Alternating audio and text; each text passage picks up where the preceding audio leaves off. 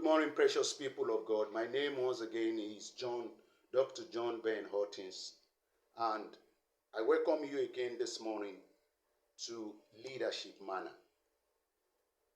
Today, I want to quickly talk about 5 things I consider as qualification necessary for spiritual leadership.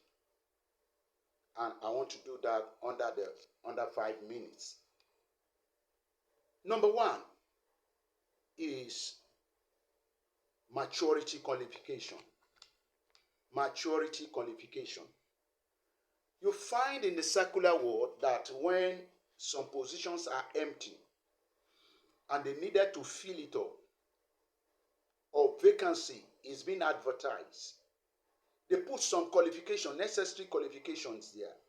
Apart from educational qualification, they put age there. And apart from age, they even require for some positions that you be married. Why? Because they believe that all this will contribute to the maturity, will have contributed to the maturity of that person. If you are married, your age, because age is expected to speak wisdom, though not all the time. But that is a general understanding. And so, maturity requirement is important for anybody coming into Christian leadership position. For us as ministers of God, we want to ordain, we want to consecrate, we want to bring somebody into an office. There is the need for us to take time to measure the maturity of that person. The maturity of that person, because he's going to be dealing with people with different character, with different attitude, with different disposition of life. And if he's not matured, he might not have what it takes to handle people. Because of time, quickly, I move to the next qualification for leadership. That is moral qualification. Moral qualification is the lifestyle of that person. The lifestyle, the living standard of that person. How is his moral life?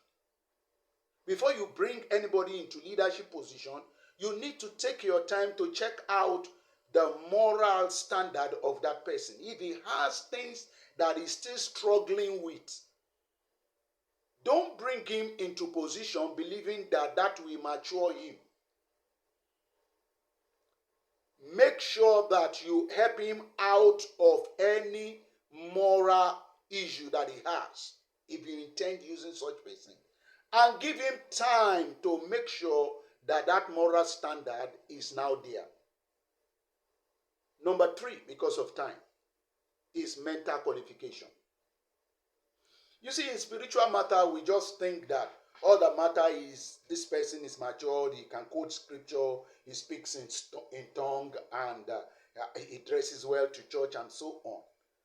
But we have been deceived most time by that, and we bring people into leadership position, and we don't consider some of these extra qualifications that I'm talking about as if it's not just major, it's not necessary. But they are important. They are important. This is what gives us problem in our churches, in our ministry. But we cannot find this in the social circle, because they are going to measure all round for anybody coming into leadership position. They want a manager, they are going to measure up, the moral standard. That person cannot be having a moral issue in the office and then the manager will have the confidence of promoting him. That person cannot be having a maturity problem in the office, behaving like a baby, angry over every issue, complaining over every issue, and they are going to lift him up and promote him. And that person cannot be having a mental problem.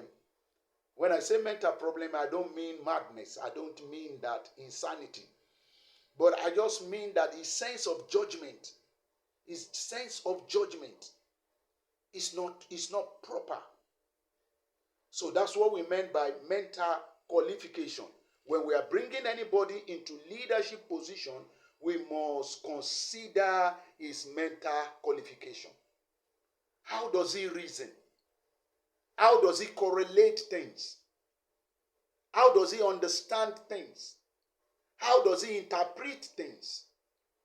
It's very important because he's going to meet some nuts that he has to crack. And his mental qualification is necessary in this effect. Fourthly, is social qualification.